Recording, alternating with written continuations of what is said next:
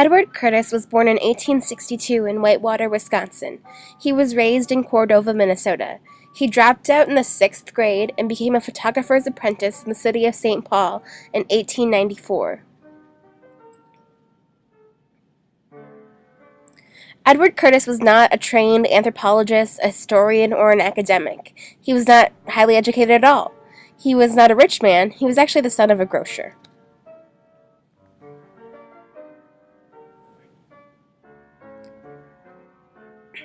Between 1898 and 1922, he took over 40,000 images of Native people. These images were put together into a set known as the North American Indian. There were many problems with the images, and they're still debated today in many academic circles. This picture is one of the most famous. It's called In a Pigeon Lodge, and you can see here the two men sitting in their lodge. Looks very traditional, but when you look back at the original picture, you start to see some flaws. This is the original, and you can see that it was cropped to take out the clock that was originally in the picture, to make the men look like they were less Western than they really were. This calls into question all of the Curtis photographs, what is real and what is fake. These images have become the defining images of American Indian people. They're still used frequently today. But how do we know what of these images is real and what is just constructed to present a certain image of what Curtis believed was a vanishing race?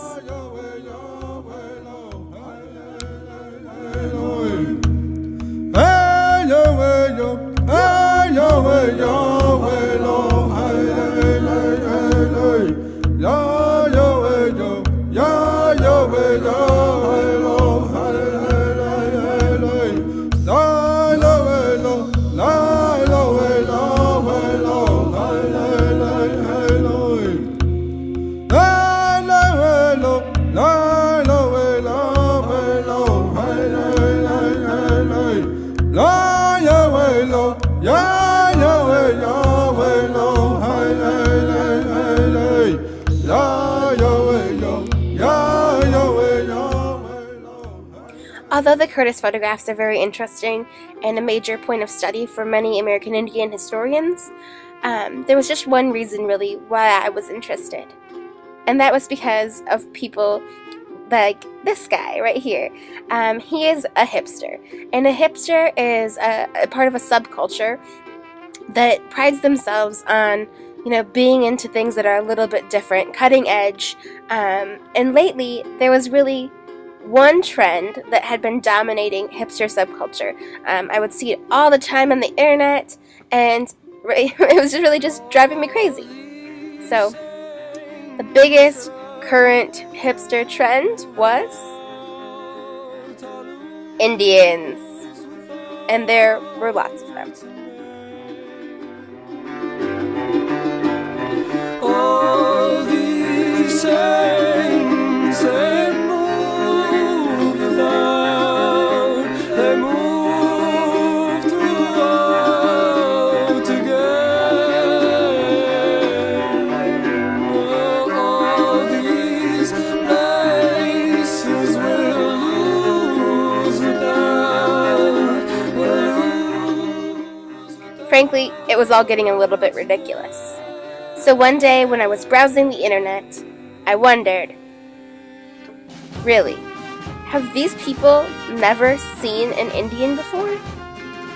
And the worst part about it was, the very worst part, was that some of these hipsters, some of these people, putting on face paint, wearing headdresses, some of them were my friends. So I knew I had to do something about it. But what would I do? I could start a blog. Well, that's probably already been done. I could just be angry about it, but really, that's just too Minnesotan for my style. So since I'm a photographer and I had lots of experience doing that, I decided I would take pictures. That made sense to me. So the first thing I had to do was find a place to take these pictures. And since I'm not very wealthy, my garage became my studio. For every subject that I photographed, I decided I would take 2 pictures. One would be them in their everyday clothes, and the second picture would be them dressed as the stereotype of American Indians that they feel like they deal with most frequently.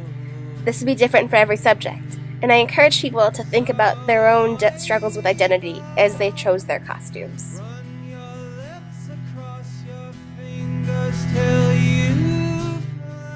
My first subject that I photographed was my friend PJ. I suppose you can probably tell by the glasses that we're friends, but PJ is Mohawk, and he is from upstate New York and from Canada. And the stereotype that he felt he encountered most frequently was a stereotype about rich Indians, about casino Indians, as he put it.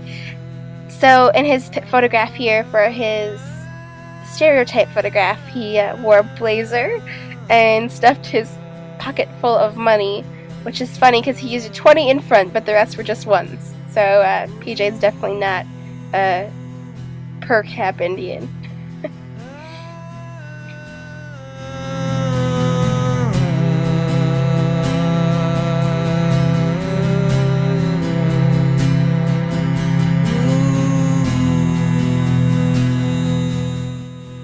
My next subject was my friend Lydia, and Lydia dressed up here as a kind of Pocahontas-esque native person. This is, the cartoony stereotype of maybe Princess Tiger Lily, Pocahontas, Indian princesses.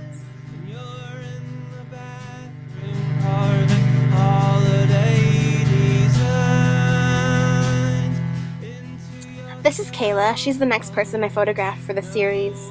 Kayla was one of the most interesting people to work with. One, because she's really funny, but also because Kayla, as you can see, is blonde hair and blue-eyed.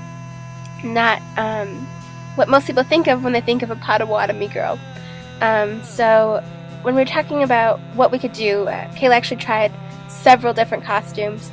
First, she put on her regalia. She's a dancer. And then also she dressed up as kind of like a hipster Indian. But as I really thought about it, I thought the elephant in the room would be to make Kayla look like what most people would expect a native person to look like. Maybe darken up her hair a little bit, change her eye color, make her look like that, stereotypical darker Indian. Actually, in Photoshop, I even removed some of her freckles and changed her facial features a little bit. Wanted to keep it still looking, like her, but to in line more with the stereotype.